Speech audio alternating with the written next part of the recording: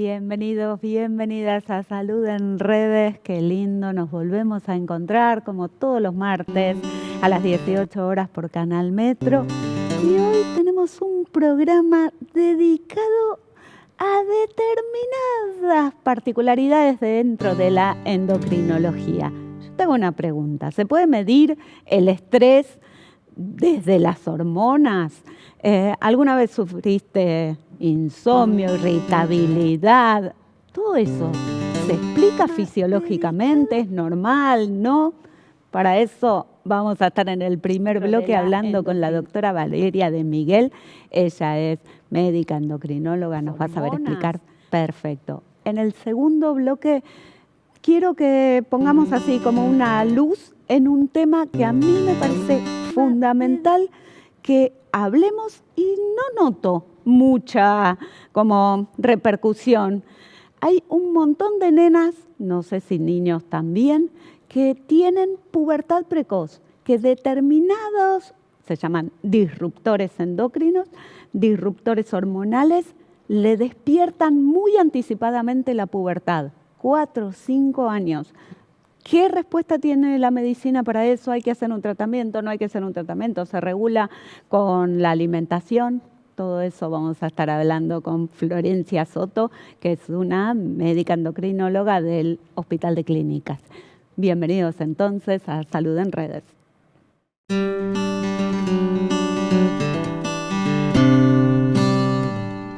En este primer bloque de Salud en Redes estamos con la doctora Valeria de Miguel. Ella es jefa de la división de suprarrenales del Hospital Italiano. Muchísimas gracias por venir. Muchas gracias, Valeria. Bueno, a ver, recién en la apertura hablábamos de cortisol, adrenalina, podemos medir el estrés. Hay respuestas que son naturales, fisiológicas, otras que son patológicas. Un mundo para hablar. Sí, la verdad que hoy en día se habla mucho del cortisol. Quizás se cree que es la hormona del estrés, pero te tengo que decir, Marina, que es la hormona de la supervivencia, es la hormona de la adaptación del estrés. O sea, es una hormona muy, muy importante. Perfecto. El cortisol es una hormona que se secreta en la glándula suprarrenal. Las glándulas suprarrenales son glándulas que están encima de los riñones y consta de 2 capas. Bueno, una de las capas, que es la corteza, en una de ellas se libera cortisol. Este cortisol se libera posterior a un estímulo que viene del sistema nervioso central a través del hipotálamo, la hipófisis, y eso va a estimular la liberación de cortisol. ¿Qué función va a tener el cortisol? Principalmente nos va a permitir estar atentos, nos va a permitir la disponibilidad de energía, va a hacer movilizar todos los recursos para que la glucosa esté disponible, va a regular el sistema inmune, también a nivel cardiovascular va a mantener la tensión arterial y la frecuencia cardíaca. Es una hormona que prepara para la acción. Y si podemos ver, es una hormona como muy ancestral, o sea, esta respuesta al estrés es una respuesta que tenemos hace miles de años, ¿no? Claro. Que bueno, que empieza, es una respuesta que se da ante una alarma. Y que Perdón, te interrumpo. Entonces, no es que tenemos un nivel de cortisol, no sé, estable y algo lo eleva, o se empieza a segregar ante determinado estímulo. Muy buena pregunta, Marina. En la normalidad, en el día a día, hay lo que se llama un ritmo circadiano, un ritmo que tiene el cortisol, que se secreta la mayor cantidad de cortisol entre más o menos las 5 y las 8 de la mañana. Empieza a ser un pico a las 9 y ya para las 3 de la tarde van bajando los niveles de cortisol. Y es por eso que hacia la noche los niveles de cortisol tienen que estar bajos para que nos preparemos nuestro cuerpo para poder descansar. Entonces nuestro organismo está muy bien diseñado para que cuando nos levantemos a la mañana tengamos buenos niveles de cortisol para así tener toda esta energía disponible para enfrentar el día. y a la noche ir descansando, ¿no? ¿Y por qué se escucha, o por lo menos escuchamos quienes no sabemos del tema, que se mide en un laboratorio como que se no sé, muestras con saliva de cortisol, como mirar la cantidad de cortisol que uno tiene? ¿Qué es? Sí, bueno, nosotros en endocrinología generalmente quizás abordamos más las patologías de la glándula tiroides, de la glándula hipofisaria, que es donde te comentaba que se regulan estas hormonas, ¿no? Y la verdad que la determinación de cortisol nos sirve para medir si hay una insuficiencia, o sea, hay una insuficiencia glandular principalmente. Hay una enfermedad que es una enfermedad rara, poco frecuente, que es la enfermedad de Addison, que suele ser autoinmune y que el organismo no produce nada de cortisol. Esto se da una serie de síntomas y signos que son muy característicos. Por eso es muy importante el contexto del paciente. Vemos hoy en día que hay muchos pacientes o también médicos que solicitan cortisol para valorar el estrés. Sí. Y la verdad que no hay un parámetro, lamentablemente, en cortisol en sangre para valorar el estrés crónico porque es bastante variable. Puede dar normal, puede dar bajo, pero no nos sirve como parámetro. Hay algunos estudios, y ya también en la práctica, que hay una forma de medir el cortisol, el estrés crónico, que es el cortisol en cabello. Ahí eso podría ser un estudio más relacionado al laboratorio para medir estrés crónico, ¿no? Pero hoy en día lo que te quería transmitir es un poco esto, que a veces tratamos de medir todo en laboratorio y la verdad que con una buena historia clínica, con una buena conversación con nuestro paciente, podemos saber si está estresado o no. Perfecto. ¿Y qué otra hormona segregan las glándulas suprarrenales?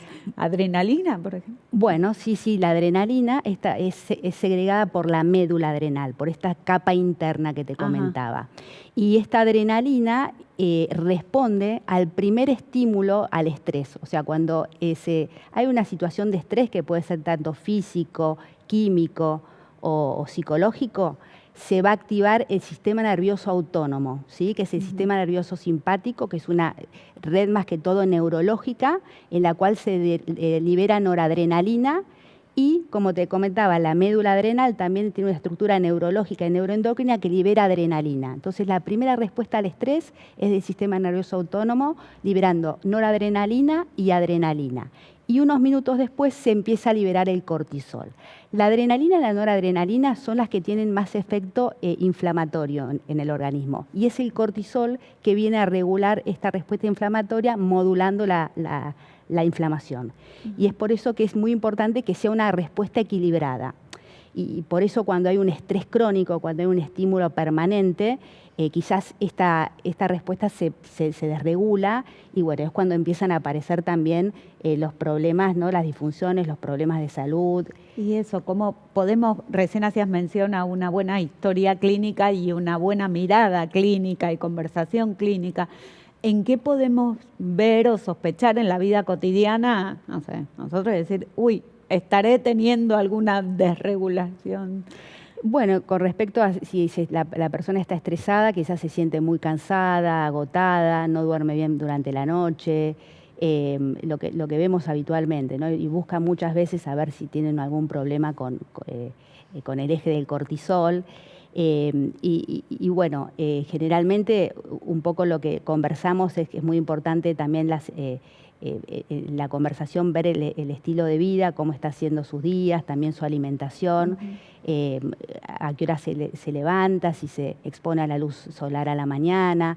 Bueno, también un poco el tema de las pantallas, ¿no? Si nos exponemos, como vimos, a la luz de las pantallas más hacia la tarde-noche, es un estímulo lumínico que nos sigue secretando cortisol en forma constante.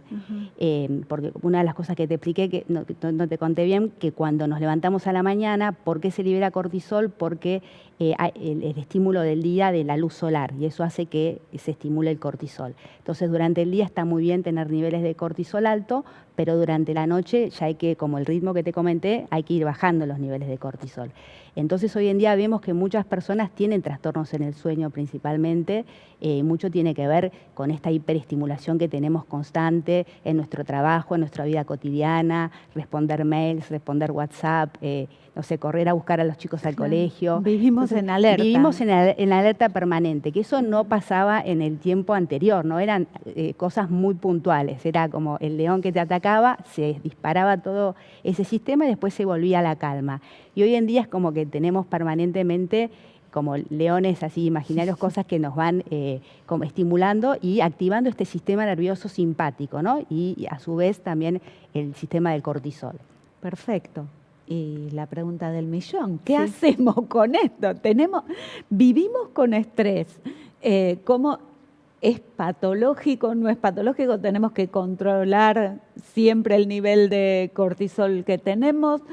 ¿Se medica? ¿Cómo? Como te comenté, primero hay que diferenciar las cuestiones funcionales de las patológicas. Como te comenté, un cuadro de insuficiencia suprarrenal es un cuadro clínico muy característico. Un cuadro clínico de exceso de cortisol que se llama síndrome de Cushing es muy característico, generalmente es raro. A veces se puede dar por personas que consumen corticoides en forma crónica. Eso es para otra charla, si querés la podemos charlar en otro momento. Pero lo que es en cuanto al estrés crónico, ¿qué es lo que podemos hacer? Bueno, sabemos que esos estímulos van a estar. ¿De qué depende a veces? De cómo percibimos el estímulo, ¿no? Entonces, por un lado es a veces cambiar la percepción de las cosas que nos estresan, quizás hacer terapia o conversar con un amigo o alguien, y después podemos hacer cosas para activar este sistema parasimpático, ¿sí? Que tiene que ver con hacer actividad física, yoga, ejercicios de respiración, relajación, encuentro con amigos, hacer cosas que nos gusten. Placenteras. Placenteras, sí, para activar este sistema de relajación. O sea que sabemos que el estrés va a estar y ser conscientes también qué cosas nos producen estrés y a veces si podemos poner también límites, pero también tener tiempo para hacer cosas que nos relajen. Eso sería un poco la idea. Eso, totalmente. Muchas veces pensaba, yo te escuchaba, la importancia que le estás dando al descanso y a la relajación, ¿no? Recién decías, bueno, tenemos insomnio, no podemos dormir. La importancia de dormir bien, muchas horas, ¿no? Seguido, sin luces, sin pantallas. Pensaba que por ahí vivimos como en un ritmo donde el descansar es perder tiempo, donde el disfrutar es perder tiempo porque tenemos que ser productivos. Y la verdad es que estamos cuidando nuestra salud. Es totalmente necesario esa reparación y es esto de volver a los ritmos, ¿no? A ese ritmo circadiano, poder volver a respetarlos. Y como muy bien mencionaste, es importante esta regularidad. Quizás uno se pone el despertador para despertarse, habría que poner una alarma para ir a dormirse. Ir a dormirse al mismo horario, bueno, lo que recomiendan generalmente es que la habitación esté oscura, que esté fresca, que no haya pantalla cerca. Sí. Por lo menos empezar a intentar hacer ese hábito, desconectarnos quizás una hora antes de los celulares, y eso a la larga nos va a beneficiar en la salud porque va a generar un sueño más reparador y eso va a hacer que podamos también tener un pico más alto de cortisol a la mañana y volver a respetar esas curvas de cortisol, ¿no? Perfecto. Qué bárbaro. Bueno, clarísimo. Muchas gracias, Valeria. La verdad que una claridad para explicar temas que son muy, muy complejos, pero quedó muy claro. Muchísimas gracias. Muchísimas gracias a vos, Marina. Y al Hospital Italiano también y a la división de suprarrenales. Muchas gracias. Por nada, nos volvemos a encontrar en el próximo bloque. Vamos a estar hablando de pubertad precoz.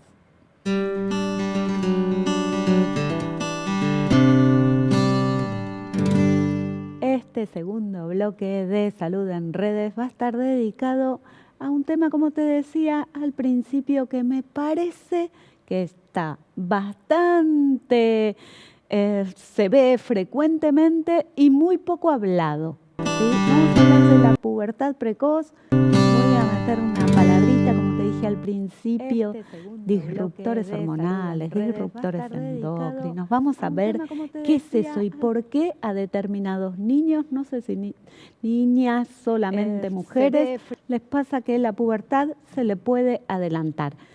Nos visita la doctora María Florencia Soto. Muchas gracias. Muchas gracias por la invitación. Médica de planta del Hospital de Clínicas de la UBA, así que nos ponemos de pie para hablar del Clínicas. Es el lugar de referencia Muchas gracias. que tenemos. Muchas gracias por venir. Bueno, a ver, recién te preguntaba si ven muchas nenas solamente que tienen pubertad precoz, lo sufren también los niños, ¿qué pasa? Bueno, la pubertad precoz es un motivo de consulta, la verdad, bastante frecuente en el consultorio público, en el consultorio privado. La verdad, cada vez hay más nenas que lo tienen. Como vos decís, es más frecuente escuchar mi hija y no mi hijo. ¿Por qué? Porque es mucho más frecuente en las mujeres que en los varones. ¿Sí? Una relación aproximadamente 10 pubertades precoces en niñas a una de los niños. ¿Sí? O sea que si un niño tiene una pubertad precoz, vamos a pensar en algo más orgánico o más grave que en una niña, que a veces pueden ser múltiples factores y una vez termina diciendo que es idiopática. ¿Sí? O sea, que no sabemos de dónde viene. Claro, o que son muchas cosas y no le podemos poner un nombre. Pero bueno, ¿a qué denominamos pubertad precoz? Eso, vamos a ser prolijas. ¿Qué es la pubertad precoz? Exactamente, bueno, es la aparición de los caracteres sexuales secundarios o los cambios puberales bastante antes de la edad promedio, que esto sería para las nenas antes de los 8 años y para los varones antes de los 9 años. ¿Y cuál es esa principal característica que sale? Bueno, en las nenas es el botón mamario, que nosotros denominamos telarca. Y en los varones el primer signo de pubertad es el agrandamiento del volumen testicular. Que eso nosotros lo controla el pediatra y el endocrinólogo con lo que se llama orquidómetro de Prader, y uno va viendo cómo va creciendo. Después hay otros cambios que también pueden ir sucediendo en forma simultánea, que también nos hablan de la pubertad. El estirón, el vello pubiano, el olor axilar, otras cosas. ¿Y esos son posteriores a la aparición del botón mamario? Claro, generalmente sí. Perfecto. Entonces, tenemos estas nenas, nenes que tienen algún signo de pubertad precoz, un indicio. Sí. ¿Y cómo sigue el camino? ¿Hacemos la consulta con un pediatra? Claro, uno va por ahí, si tiene la inquietud, va con su pediatra de cabecera, eso es muy importante. O a veces es el pediatra de cabecera el que se da cuenta, porque tal vez una nena de 9 años no la anda viendo desnuda ni nada para ver que le apareció el botón mamario. Sí es verdad que a veces las nenas, cuando surge el botón mamario, suelen sentir un dolor, una picazón, una molestia. Entonces le dicen, ay, me salió algo. Y se toca, o sea, es algo que más se palpa, que se ve, el botón mamario. Después la mama empieza a crecer y uno lo ve, pero al principio es más la palpación. Entonces va al pediatra, el pediatra le dice, o va la mamá al pediatra, y bueno, ahí lo que uno va a hacer es derivar al endocrinólogo, ¿sí? Uno en la consulta va a hacer un montón de cosas, como siempre se habla de hacer una buena anamnesis, ¿sí? Para ver cuáles son las posibles causas, qué antecedentes tiene el paciente, si fue prematuro, no fue prematuro. Vamos a hablar de los disruptores endocrinos a los que puede llegar a estar expuesto o no. Y también uno va a ver la curva de crecimiento, que eso nos lo va a aportar el pediatra. ¿Qué es eso? Es cómo va creciendo los percentiles, que es el caminito. Sí. Hay un estirón, no hay un estirón, cómo viene, ¿sí? Entonces vamos a empezar el estudio de la pubertad precoz, pero siempre empezamos haciendo un buen interrogatorio.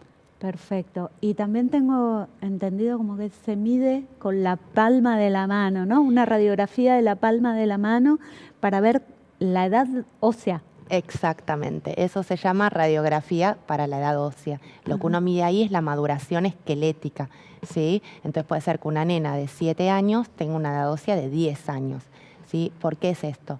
Porque los esteroides sexuales, o sea, las hormonas que produce el ovario o que produce el testículo, lo que van a hacer es avanzar la maduración esquelética y cerrar las epífisis, ¿sí? Ir madurando el hueso. Entonces, cuando se cierran las epífisis, bueno, uno va creciendo, pero en un momento deja de crecer, ¿sí? O sea. Entonces uno tiene que ver cómo está eso. A ver, también me da como una idea de cuán adelantado está este proceso de la pubertad. Perfecto. ¿Sí? Voy a detenerme en Sí. esto, ¿te puedo resaltar un poquito? Entonces, traducido a mi criollo, sería el cuerpo de estos niños deja de crecer tempranamente, queda con la talla o el tamaño de un nene más chiquitito. En realidad lo que sucede es que los chicos con pubertad precoz son altos al principio. Por ahí dicen, ay no, pero ahora está creciendo re bien, está re alto. Y son los más altos en el momento de la pubertad precoz, porque es como que tienen todas sus hormonas a los 8 años, 7 años, cuando otros niños vienen creciendo 5 centímetros por año, el otro crece 8 centímetros por año. Entonces, y va creciendo más rápido. Entonces, no es que crece, sino que crece más rápido. Entonces, a igual edad, el de la pubertad precoz va a ser más alto. Pero, ¿qué pasa? Va a dejar de crecer antes porque se va a cerrar el cartílago de crecimiento antes. O sea, cuando empieza con la pubertad precoz y si va avanzando esa pubertad precoz o si no se trata, van a ser nenes altos en un momento, ¿sí? Más si los padres son altos. O creció mejor, era un nene bajito y empezó a crecer, eso también pasa, pero ahora está creciendo re bien. Y vos lo ves y tiene todo el desarrollo muy avanzado. Entonces, eso también pasa. Entonces, bueno, uno tiene que ir viendo cómo va evolucionando ese crecimiento también. Para eso también uno va al pediatra, o sea, está creciendo mucho.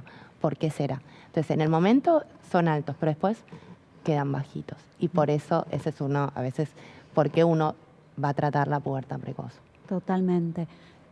A ver, yo puedo decir, yo soy psicóloga y trabajé muchos años con niños, puedo decir cuál sería el enorme problema, y sí, lo pongo así, como problema, como llamado de atención, como patológico, que un niño o una niña adelanten la pubertad, ¿sí? Nadie se puede saltear la infancia, no podemos no pasar por ese proceso, pero tampoco puede un chico a los 7, 8 años estar viviendo situaciones lógicas para los 12, para los 14. Es otra la ansiedad, son otras las formas de vincularse, son otros los miedos, es otro el cuerpo, el concepto de cuerpo. Todo eso es una señal de alerta desde la psicología para, bueno, frenemos acá, no puede pasar por la pubertad de este niño. Me imagino que desde la medicina debe haber un montón de factores que nos dicen, no, frenemos esto. Uno va evaluando siempre cada caso particular y el contexto de ese paciente y la familia. Una cosa es una nena que empieza casi a los 8 y una cosa es una nena que empieza a los 5 años. ¿Sí? Entonces son como dos escenarios diferentes. Una cosa es una nena que tiene una altura más alta y que dice, bueno, no va a perder tanto, y otra que empieza con 110 centímetros. Esa nena va a quedar con 130, va a quedar muy bajita. Sí. Entonces, uno evalúa el contexto y lo otro que evalúa, como bien mencionás, es la parte psicoemocional de cada familia y de cada individuo. Es verdad que una nena menstruando a los 8 años, por ahí falta al colegio, tiene que cambiarse la toallita. Entonces son todas cosas que uno va a evaluar cuánto afecta en su vida diaria, ¿no? Los cuidados que tiene que tener, de taparse. Por ahí son nenes que a esta edad uno anda más ahí, corren y qué sé yo. No, que tiene que estar tapada, que tiene que estar cubierta. Así que bueno, es todo un aprendizaje, pero es como vos decís, uno de los motivos del tratamiento es, como hablamos antes, el crecimiento, para no perder el potencial de altura final. Y otro aspecto por lo cual lo trataríamos es el aspecto psicoemocional. Perfecto. Y recién decías que gran parte de la pubertad precoz que se puede observar terminan siendo idiopática. Uno termina diciendo, bueno, no encuentro la causa. ¿Hay algunas causas? ¿Hay algo que podamos saber que origina o despierta esta pubertad precoz? Bueno, es importante saber que también hacer un diagnóstico de pubertad precoz, después tenemos que ver la etiología que está detrás. Terminaremos diciendo es idiopática en la mayoría del caso de las mujeres, pero a veces hay cosas que pueden ser graves detrás. Por ejemplo, una nena, por ahí pedimos una resonancia de cerebro. ¿Por qué pedimos una resonancia de cerebro? Porque bueno, una vez que uno avanzó los estudios, como ya dijimos, la edad ósea, una ecografía por ahí ginecológica, un laboratorio, ve que se activó la pubertad. ¿Dónde se activa la pubertad?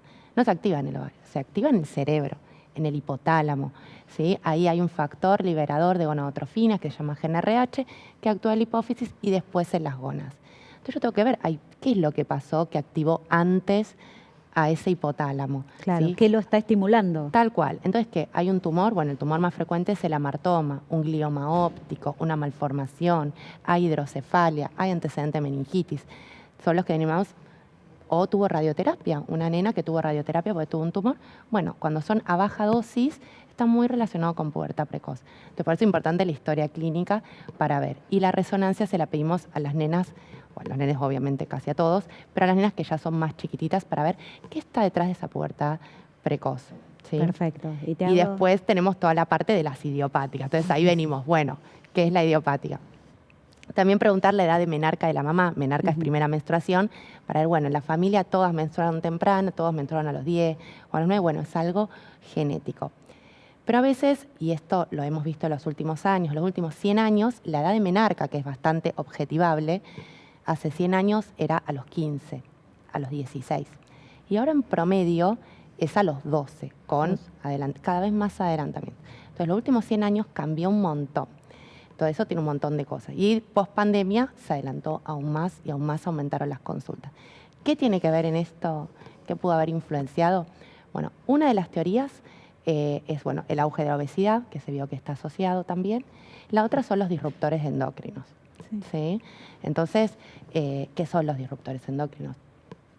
Bueno, son sustancias que están presentes en el ambiente, que pueden ser naturales o artificiales, en el aire, en el agua y los productos que nos rodean a diario, en los productos de limpieza, los utensilios que usamos, todo eso, y que pueden actuar como si fueran hormonas. O sea, se pueden unir al receptor y actuar como estrógenos, ¿sí? O pueden bloquear la acción o pueden interferir. Esos son disruptores. Entonces, como que estoy en contacto con un montón de cosas de plástico, principal disruptor, botellita de plástico, el cosito de plástico, la cosa de... Todo eso tiene un montón de disruptores, ¿sí? Que los estamos ingiriendo continuamente. Y voy a recalcar y subrayar para cerrar la nota, pero así, no es que el pollo tenga hormonas, no es que el plástico tenga hormonas, es que el cuerpo lo lee como estímulo hormonal. Exactamente. ¿No? Eso, perdón que me meta en, pero creo que es, nada, mamá de 2 nenas que tuvieron pubertad precoz, muy, muy precoz, y creo que es algo con lo que vengo machacando hace años. Son sustancias que actúan como si fueran hormonas en distintos niveles o incluso pueden inhibir, o sea, anular la acción de otra hormona o interferir en su metabolismo. ¿Sí? Y estos disruptores, como dije, son ubicuos, nos rodean, o sea, el plástico está en todos lados, la botellita, la cucharita.